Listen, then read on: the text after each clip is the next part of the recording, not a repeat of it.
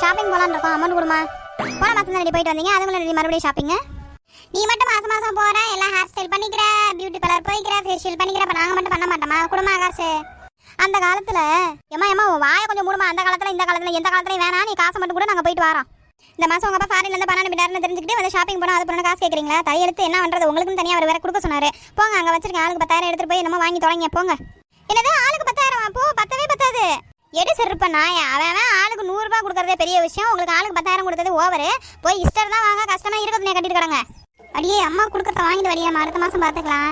அப்புறம் உள்ளதும் போச்சு நல்லாக்க நான் போயிடும். வாங்கிட்டு அப்போ இடத்த காலி பண்ணுங்க, கொஞ்சம் நிம்மதியாவது இருப்பேன். போய் தொலைங்க. அடியே ஜோதிகா, உனக்கு என்ன பிடிக்குதோ நீ எடுத்துக்கா. எனக்கு என்ன பிடிக்குதோ நான் எடுத்துக்கிறேன்.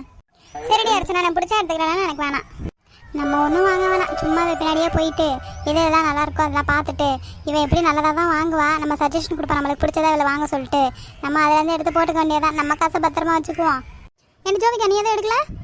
அடியே அர்ச்சனா, இங்கே அவ்வளோதான். எனக்கு கலெக்ஷன் எதுவும் பிடிக்கல. வேறு கடை பார்த்துக்கலாம் வா. அடியே ஜோதிகா, இப்போ எடுத்தால ட்ரெஸ் அதுக்கேற்ற மாதிரி மேட்சிங்காக செட்டு எடுத்துருவோமா? Jewellery set. எடு எடு. ஏன்டி நீ எடுக்கல? நான் ட்ரெஸ்ஸே எடுக்கல, அப்புறம் எங்கே செட் எடுக்கிறது? வேணாம், என்கிட்ட பழசு இருக்குது, அது போதும். இந்த கிளிப்லாம் சூப்பராக இருக்குடி, நீயும் வாங்கிக்கோடி. வேணாம் எனக்கு பழசு இருக்குது, அது போதும். என்னடா இது எது கேட்டாலும் வாங்க மாட்டேன்றாளே, என்ன கதை? ஏதோ பிளான் போடுறாளோ? சரி பார்ப்போம். மேடம் இந்த பேக் நல்லா இருக்கு, இந்த பேக் பேக் பண்ணுங்க. Okay madam, show. என்னடி என்ன ஒரு வார்த்தை கூட கேட்கவே இல்லை? ஆமாம், உன்னை நான் கேட்பேன். கேட்டால் எனக்கு வேணாம், எனக்கு பழசு இருக்குன்னு சொல்லுவேன். எதுக்கு? நான் புதுசு வாங்கிக்கிறேன், நீ பழசே வச்சுக்கோ. அதனால தான் உன்ட்ட எதுவுமே கேட்கவே இல்லை. ஓஹோ அப்படியா கதை? மவளை நீ வாங்குறதெல்லாம் எனக்கு தான் தெரியாமல் நீ வாங்கிக்கிட்டு இருக்கா. உனக்கே தெரியாமல் எல்லாத்தையும் சுட்டுட்டு நான் போகிறேன் பாரு காலேஜுக்கு. அப்பாடா, ஒரு வேலையை எல்லாம் வாங்கியாச்சு. என்ன ஒன்று பட்ஜெட் எல்லாம் காலியாக போயிடுச்சுடி. ஓஹோ காலியாக போயிடுச்சா? நீ சரியானால தான் ஒன்றுமே வாங்காமல் காசை பத்திரமா வச்சிருக்கேன். எதுக்கு வச்சிருக்க காசை? உண்மையே சொல்லு. நீ இன்னைக்கு வாங்கினடி எந்த கடையெல்லாம் நல்லா இருக்குன்னு பார்த்துட்டு இன்னொரு நாள் வாங்க போகிறேன். அதுக்காக தான் உன் கூடவே வந்தேன். ஓஹோ, அப்போ நீ இந்த கடைக்கு போ, இதை வாங்க அதை வாங்கன்னு சொன்னதெல்லாம் என்ன வித டெஸ்ட் பண்ணியா நீ? ஆமாம் பின்ன. அப்போ நான் போய் வாங்கிட்டு எனக்கு ஏதாவது ஃபால்ட் ஆகிடுச்சுன்னா, ஏதாவது டேமேஜ் ஆகிடுச்சுன்னா எப்படி மாற்றுறது? உன்னை வச்சு ஒரு டெஸ்டிங்கை போட்டுக்கிட்டேன். நாளை பின்ன ஏதாவது ஒரு டேமேஜ் ஏதாவது ஒன்றா வந்து மாற்றிக்கலாம்ல. எப்படி? அடியே குந்தாணி, சரியான தாண்டி நீ என்ன வச்சு டெஸ்டிங்கை போட்டுட்டு நீ அடுத்த தடவை வரும்போது நல்ல புதுசு புதுசாக மாடல் மாடலாம் வாங்கிக்குவா தானே? சரி, எல்லா பொருளும் மெனக்கட்டு எனக்காக வாங்கியிருக்க. சரி வா வீட்டுக்கு போவான். வாய் கொள்ளடிச்சு, வா வீட்டுக்கு போகலாம். அவளை ஏதாவது என் பொருளை ஒன்றாவது தொட்டு உன் கையை பிடிச்சி உடச்சு தெரிஞ்சு வச்சுக்கா. என் பொருளை ஒன்றையும் நீ தொடக்கூடாது. தொட்டினா நீ அவ்வளோதாண்டி சட்னி. ரொம்ப பேசுமா, வாப்பலாம். என்ன போன காசுலாம் கரையாயிடுச்சா? ஒன்றும் மிச்சம் வச்சிருக்க மாட்டீங்களே? அம்மா நான் எதுவும் வாங்கலம்மா.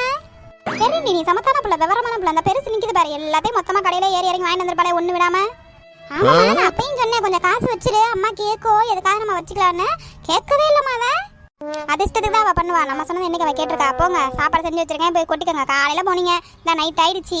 அப்பா கொஞ்சம் நிம்மதியாவது தூங்கி எந்திரிச்சேன். போங்க போய் வேலையை பாருங்க, போங்க. ஏண்டி குந்தாணி ஜோதிகா, என்னை மாட்டி விட்டில நீ? உனக்கு இருக்க கச்சேரி அவளை என் பொருள் இருந்து ஏதாவது கொஞ்சம் தரலான்னு பார்த்தேன். என்னதுல இருந்து ஏதாவது ஒன்று எட்டு கையை பிடிச்சி உடச்சு போட உடிச்சு. போடி போடி இவளே, நீ வாங்கினதெல்லாம் எனக்கு தான். நான் தான் போட்டு நாளைக்கு காலேஜுக்கு போகிறேன். நீ என்னத்தை போட்டு போகிறேன் நானும் பார்க்குறேன்.